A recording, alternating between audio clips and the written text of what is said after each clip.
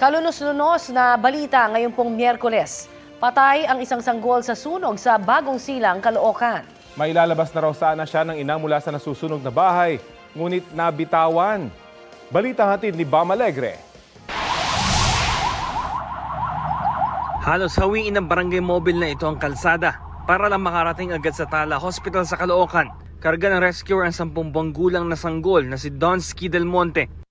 Biktima siya sa sunog na naganap sa Phase 8 Package 12 Barangay 176, Bagong Silang, Caloocan, pasado alas 6 kagabi. Pero wala nang buhay si Baby Donsky pagdating sa ospital, ayon sa mga kaanak niya. Nasa loob si Baby Donsky ng nasunog na residential structure.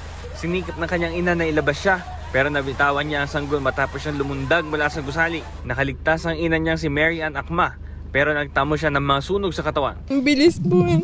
Masaya, umakyat lang kami dun sa likod eh. Hindi ko na alam na nabitawan ko na siya. Kasi sobrang ano na ng uso. Nabitawan nung palabas siya. Sumabit sa sampayan. Hindi na nabalikan kasi laki na ng apoy. First alarm lang umabot ang sunog. Ibig sabihin 2 hanggang 3 fire truck ang rumesponde.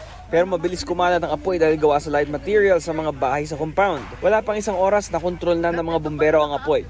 6 na pamilya na binubuo ng 18 individual ang apektado ng sunog. Sa mga modular tents sa covered court pansamantalang inilikas sa mga nasunugan.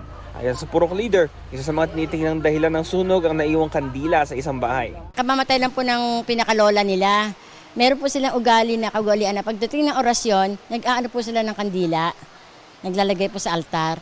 So yun po yung naging cause ng ano na naiwan po. Kasi pag ano po, bigla na lang po lumakas yung apoy kasi mga ano po, light materials ang ano ang bahay nila. Iniimbestigahan pa ng Bureau of Fire Protection ang insidente. Bam Alegre, nagbabalita para sa GMA Integrated News. Mga kapuso, para sa mga maiinit na balita, mag-subscribe sa GMA Integrated News sa YouTube. Sa mga kapuso abroad, subaybayan niyo po kami sa GMA Pinoy TV at sa www.gmanews.tv.